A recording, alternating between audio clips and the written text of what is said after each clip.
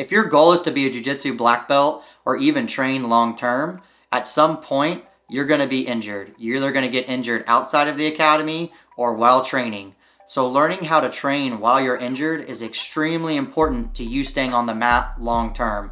In this video, we're going to talk about it more right now. What's up, everybody? My name is Chasen Hill. I'm a full-time jiu-jitsu instructor. I've been teaching and training jiu-jitsu now for over 13 years.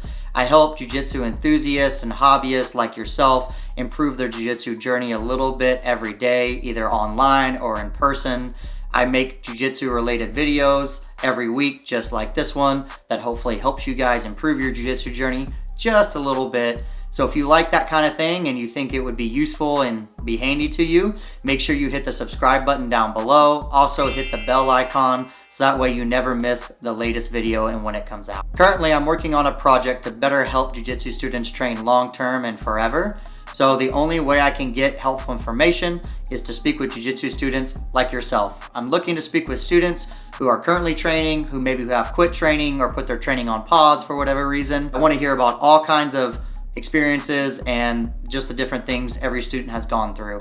So down below, there's a link to a questionnaire that asks you a few basic questions about your journey that you can share with me. There is an option to also schedule a time to speak one-on-one about your results if that's something you find interesting. If not, totally fine, I understand. I just appreciate any help I can get. And now let's get back to the video. Back to talking about why learning how to train with jiu-jitsu injuries is so important to my development and why that's a useful skill that we need to work on. And yes, believe it or not, it is a skill that we can develop. If your goal is to train jiu-jitsu forever, at some point you're gonna have to deal with injuries. So jiu-jitsu is already hard enough and has plenty of obstacles that's gonna drive you away from quitting. We know for a fact that when students put their training on pause, it's extremely difficult for them to come back with the same amount of momentum and energy that they had before they put their training on pause. I actually have a whole video kind of talking about this topic more in detail about why white belts quit, so make sure you guys check that out above right here. I would say that you're usually most susceptible to this in the first 3 to 5 years of your training. Usually this is when students aren't quite sure how to deal with injuries. Maybe they're experiencing injuries for the first time. Usually if you get injured and then you put your training on pause in the first 3 to 5 years, you don't work through training with injuries, then there's a high chance you're gonna put your training on pause or possibly even quit.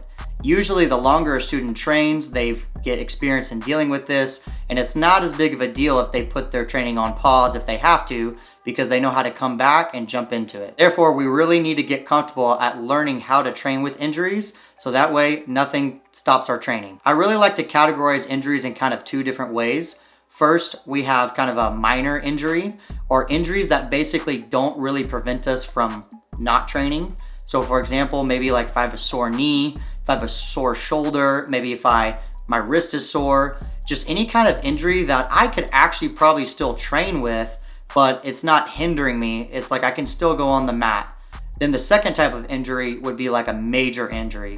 That would be an injury that I've had because I've had to get surgery or just something that has prevented me totally from being able to train. Obviously, I'm not a medical doctor and you guys should definitely get your injuries checked out depending on what it is, but we all have enough common sense to understand what a basic injury is and what isn't a basic injury. I just see a lot of students at times, anytime that they have a little bit of soreness or maybe their arm's a little bit hurt or their shoulder's a little bit hurt, they decide to just sit out instead of learning how to adapt their training to that specific injury. If you agree or disagree with some of the content that's in this video, make sure you comment down below. Also, let me know if you've ever trained with any kind of injuries. What injuries were they and how did you overcome them, or did it put you out? Are you still training after them? Let me know down below. It doesn't really matter which of the 2 injuries you get, whether it's the minor injury or the major injury. There are definitely still strategies that we can do to help improve our jiu-jitsu while we're injured. For example, the first one is training with a minor injury. If I'm training with a minor injury, one that doesn't stop me from going on the mat, I can definitely do certain things like ask my training partner, to avoid my injury. That's usually the best one, is communication. But also there's a huge benefit in you learning how to just basically immobilize and not really rely on that part of your body and still be able to train and roll. Maybe you don't even have to spar. You could definitely just start to just drill if your injury is worse and you really don't want to take the chance. then you can definitely just drill and practice the techniques. But I think eventually learning how to spar with an injury is extremely important. Definitely, let's say like your arm is, hurt and you can't really use that arm. Definitely learning how to not over push with it. Definitely learning how to hide it. Definitely maybe now changing your strategy and not relying on that side of your body, using the other side. That's all extremely beneficial for your jiu-jitsu development and extremely important if you plan on training for long term, because there's a good chance that at some point you're gonna be injured and you're gonna have to do this. Now, if it's the second option where it was like a major injury, where there's absolutely no way that I can step on the mat and do any kind of training, then we can definitely do things outside to be able to improve our jiu-jitsu. I think one of the most underutilized things that people do in jiu-jitsu is they don't go to their own academy and audit a class and watch. We will sit there and buy instructionals all day and watch those on a TV. And that's not me practicing live, I'm literally just watching it. But when it comes to going to the academy, because I can't train, it's like a different thing. It's like I can't learn anything. And really what I hear, it's because most people make the piss poor excuse that, oh, I can't go to the academy if I can't train, that's just gonna make me so depressed. I'm gonna tell you right now, that's a lame excuse, and don't use that excuse. That is terrible. That's you just being lazy. I understand, it sucks going to the academy and not being able to roll around and see your buddies and train. I understand, it sucks. I've been there and I've done it, but I've also made the conscious effort to make sure if I have to, I will go in there and audit.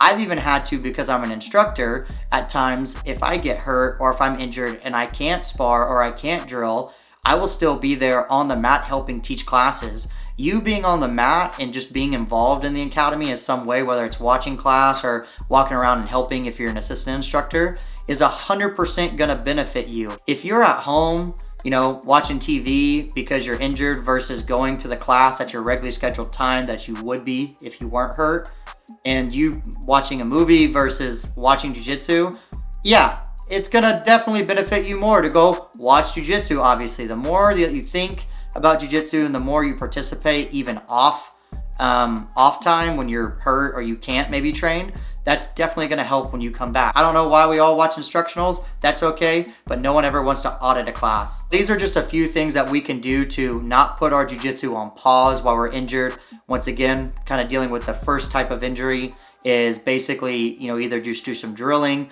or just do some light sparring. Whenever you spar, make sure you try to maybe immobilize the parts that you don't want to be grabbed or used. And then if I have a major injury, I can definitely come and audit a class and watch.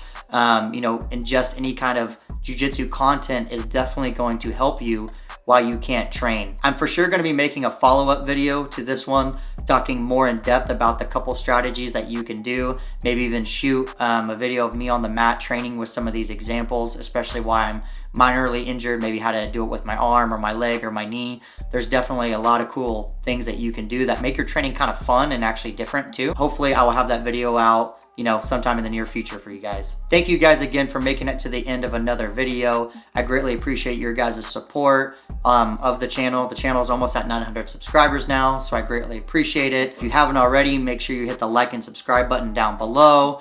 Also, if you want, please fill out that Jiu-Jitsu questionnaire that I'm asking on collecting that information. So thank you guys again. I appreciate all the support and the love. And until next time, make sure you guys check out these upcoming videos right up here, and I'll see you guys later.